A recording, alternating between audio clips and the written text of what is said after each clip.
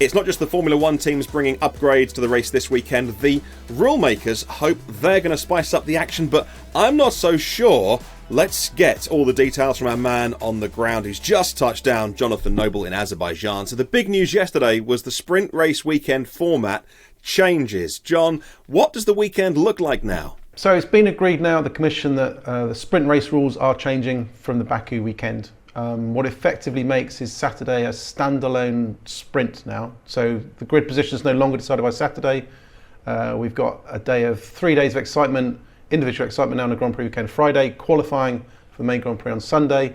Then Saturday we have what's called the sprint shootout in the morning that decides the grid for the sprint on the Saturday. It's just for points, and then we get the standalone race on the Sunday. The Saturday morning session is slightly different from traditional qualifying. It's compressed. The kind of shootout session 1 is 12 minutes. Shootout session 2 is 10 minutes. Shootout session 3 is 8 minutes. And there's mandatory tyres. So it's mediums for the first 2 sessions and softs for the third. So, I mean, it's going to be a weekend where there's not much downtime for teams. 1 practice session, qualifying to Grand Prix, qualifying a sprint on Saturday, race on Sunday. Pretty exciting, I think. Yeah, I think it was fair to say that the old format wasn't universally loved. Many F1 fans didn't like the sprints. We couldn't even call them sprint races, we were told off when we did. But they were, weren't they? They were a race. Now, a few of the teams and drivers weren't keen either. So why do you think these changes were made? I think it's about making sure that every day of a Grand Prix is exciting, and I still think there were some elements of the sprints that weren't universally liked. I know some people don't like sprints at all. I think we should go back to what we had before. I quite like them. I think they've brought something extra to a Grand Prix weekend, even if the Saturday sprint itself hasn't been sensational. It's always triggered something for the race itself. If you look back at how Daniel Ricciardo won at Monza, it's because he learned some lessons on the Saturday. You look at Brazil with Lewis Hamilton charging through at the end of 2021. Even the Lewis Hamilton-Max Verstappen crash at Silverstone that year was triggered by knowledge that came from the sprint race. So I think there is an element, it makes the race more exciting. And I think one of the biggest benefits now of this standalone is that the Saturday morning practice session, which was a bit lost. We'd had qualifying on the Friday, the grid was set. We had the sprint coming up on Saturday afternoon, so there was this kind of hour session on a Saturday morning that didn't mean anything. Cars were in parc fermé, teams couldn't test anything, so it didn't mean very much. And in this era where everything needs to be exciting, having this qualifying session on the Saturday should be good. I'm looking forward to Baku. I think it's going to be really, really intense, step into the unknown for teams. And we've already got a season where it's so tight in the midfield that one little slip up means you drop back positions. Now, you lose one session, you get something wrong at any point now on a Grand Prix weekend, and it's going to be very, very difficult to catch up. Okay, so I'm trying to work out who wins and loses from these changes. Of course, there was the redundant Saturday morning free practice session, which was daft under the old sprint format. So that obviously goes because we now have the sprint shootout. As you say, the drivers, you've mentioned those, like the engineers, how's that going to affect them? The broadcasters? And what about the fans as well, both those at the track and watching? I don't think anyone particularly loses as such. Unless, of course, you make these mistakes I've just talked about. You have a slip up on a practice session on Friday morning, slip up in a qualifying, over the qualifying, it's going to make your weekend much harder. And I know F1's made the Saturday sprint standalone to try to make drivers risk a bit more, because there isn't a consequence of losing grid position on Sunday.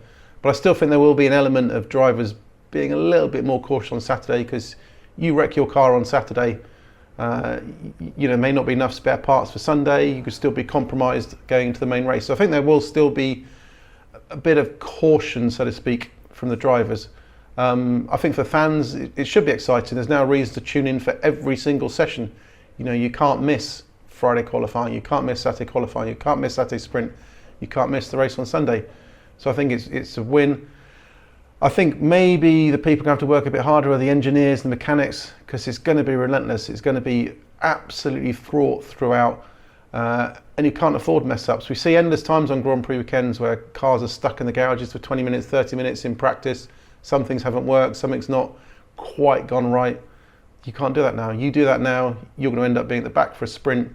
You've lost a potential 6 points. You're on the back foot, and your weekend has already started going a little bit out of control. So I think that's going to be one of the more interesting factors in terms of, how can teams guarantee they find this reliability so there are no slip-ups. Well, I don't want to be a downer on the changes, because we always want to try and make the sport better and the spectacle better, but overall, the cars are going to be on track less now. It's happening for a change that's just a couple of days away. Now, not everybody is hanging on, every article that we write on autosport.com. So many of them might not even realise there's a change for this weekend. Look, lots of people are at work, busy doing their job on a Friday. They can't just down tools for an hour and stream it on their phone or say to the boss, oh, I'm taking some time off to go watch qualifying. Many people will miss it. Can you see any kind of complaints about this format? I'm not entirely sure it's a great idea. And if so, if there's enough of a groundswell of we don't like this, can you see the whole thing being changed again?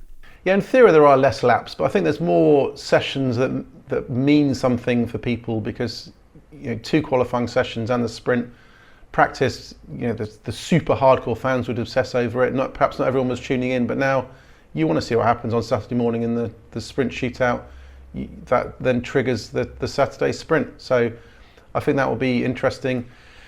There are now some small amendments to the regulations that allow the FIA and teams' processes to change things if things aren't working. So there is potential scope to change it, but I think this format should work. I think this format will probably go forwards. And I think one of the more interesting aspects now is, if this proves to be a success here, proves to be a success at some of the other races we go to, is this now going to become the standard for Formula One? Are we going to head down a route where it's not just 6 sprint races, it's 10 sprint race weekends, it's 15 sprint race weekends? Or do you even go down what MotoGP's done and have a sprint at every single Grand Prix weekend? I can see this expanding if it proves to be a success. It's not going to be everyone's cup of tea, not everyone's going to like it. We've already heard Max Verstappen say he doesn't especially like these sprint races, doesn't feel it's the raw tradition of Formula One, but equally, if people are tuning in, if it delivers excitement, throws in jeopardy, which I'm always a big fan of jeopardy in sport, because it makes things exciting, makes things unpredictable, then we could see an expansion and it becomes the norm. Yeah, like I say, I don't want to be a downer. I want to keep an open mind, and we'll see how it is. I've got the luxury of being able to watch it on a Friday because we cover Formula One for the fans, our readers, our viewers, our listeners. But I don't know. I think it's going to catch a lot of people by surprise this weekend and not be universally loved. But we'll wait and see. Before you go, John, there are lots of other stories bubbling under. The story about Mekis to AlphaTauri, and rumours that someone bid to buy the team. What can you tell us, and anything else going on out there in Baku? Yeah, the Mekis to AlphaTauri thing is very interesting. It emerged out of Gazzetta dello Sport, Italian newspaper, in the build-up to Baku. Normally they're quite switched on in terms of what's going on inside Ferrari. There's been no official statement yet from the team. We're due to speak to Fred Vasseur in his pre-race press conference. So I think we'll have to wait to see what he sees then to find out, if there has been movement there. Is there a bit of more upheaval at Ferrari? I think the main talking point this weekend is going to be the sprint weekend, the impact it has on the championship. We're going to see some updates from cars too. McLaren's, this is the first step of their upgrade package. It's not expected to make a big transformation in terms of pace and performance, but I think it's an important step for them. They need to see a bit of progress just to feel that they can kind of make the recovery they're hoping to make.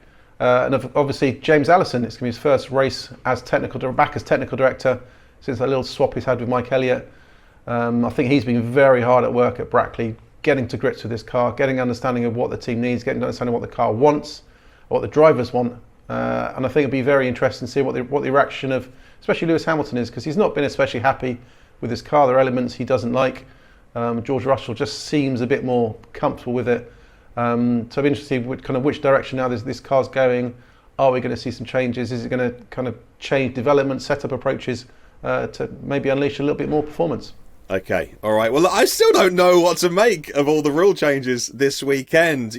We're almost at the event, and there's a whole new bunch of stuff to think about. I think people are going to miss qualifying on Friday because they won't realise, or they'll be at work, they can't watch it.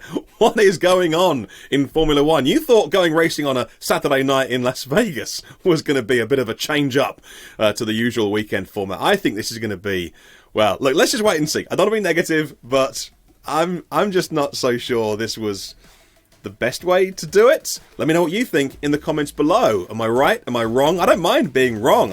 Okay, let's wait and see. Let's wait and see what actually happens. We want to hear from you in the comments below.